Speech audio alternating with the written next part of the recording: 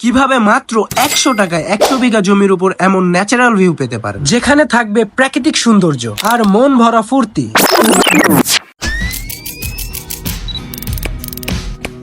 বলছিলাম জিন্দা পার্কের কথা, যার অবস্থান ঢাকা নারায়ণগঞ্জের রূপগঞ্জ উপজেলায়, যেটা পূর্বাচল থেকে বেশ কাছে। ঢাকা থেকে মাত্র 1 ঘন্টার ব্যবধানে চলে আসতে পারেন এমন রিফ্রেশিং পার্কে। তবে তার আগে জানতে হবে আপনাকে এই জিন্দা পার্কের ইতিহাস। কিভাবে শুরু হলো এই জিন্দা পার্ক, কখন শুরু হলো, কার মাধ্যমে শুরু হলো, নাকি একাই একটা বিস্তৃত এলাকা নিয়ে গড়ে উঠলো এই জিন্দা পার্ক। মূলত জিন্দা পার্কের ইতিহাস শুরু হয় 1980 সাল থেকে। তখন 5 জন তরুণ, যাদের মধ্যে একজন ছিলেন আলমগীর কবির, তারা ঠিক করেন তাদের গ্রামের জন্য কিছু একটা করবেন। তারা একটা সংগঠন করেন যার নাম দেওয়া হয় অগ্নিবীণা স্টুডেন্ট ফোরাম। উদ্দেশ্য ছিল গ্রামের উন্নয়ন করা, কিন্তু সরকারি সাহায্য ছাড়া। তারপর তারা জমি কিনতে থাকে, গাছ লাগান, মানুষকে শিক্ষিত করতে শুরু করেন, একটা লাইব্রেরি বানান, স্কুল বানান, এমনকি একটা হেলথ সেন্টারও তৈরি করেন। এইভাবেই পুরো বিস্তৃত এলাকা সাজাতে থাকেন, যার ফলে একটা সবুজ পরিবেশ গড়ে ওঠে। আর সেই সবুজ পরিবেশ আজ জিন্দা পার্ক।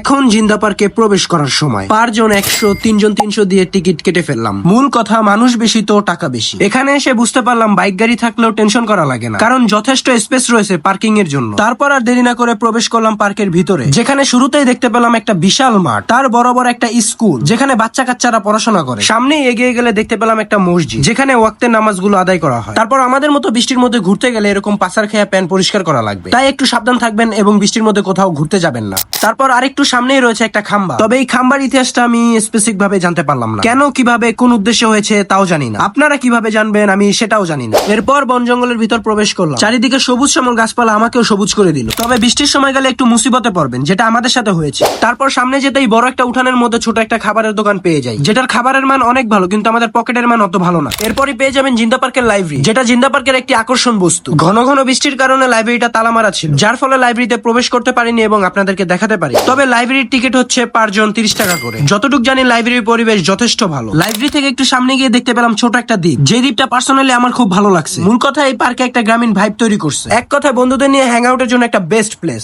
তাছাড়া আরো অনেক কিছু রয়েছে দেখার মতো, যেগুলো ওয়েদার খারাপের জন্য আপনাদেরকে দেখাতে পারিনি। তবে এখানে আসলে সকালবেলা আসবেন, তাহলে পুরো এরিয়া মন মতো ঘুরে যেতে পারবেন। তাহলে প্রশ্ন হলো, এখানে কিভাবে আসবেন? সহজে বলতে গেলে যে কোনো প্রান্ত থেকে চলে আসবেন কুড়িল বিশ্ব রোড। এখান থেকে বিআরটিসি পাওয়া যায়। পার জন 40 টাকা করে টিকিট কেটে রওনা দিবেন কাঞ্চন ব্রিজের উদ্দেশ্যে। এরপর কাঞ্চন ব্রিজ নেমে বিভিন্ন অটো, সিএনজি পেয়ে যাবেন। আপনারা তো ভিডিওতে দেখলাম আপনি তো পেলেন 10 টাকা। হ্যাঁ, পোল্ট্রি মেরে দিলেন।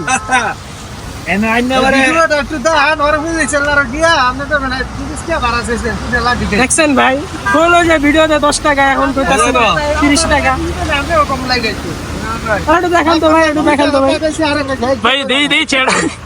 আসলে ভাই, কাঞ্চন ব্রিজ থেকে অটোতে জিন্দা পার্ক 30 টাকা করে। তবে আপনি অবশ্যই দামাদামি করে নেবেন। এরপর 5 থেকে 10 মিনিটের মধ্যে চলে আসবেন জিন্দা পার্ক। তাহলে আজকের জন্য এই পর্যন্তই, দেখা হবে আবার কোনো নতুন ভিডিওতে। আল্লাহ হাফেজ।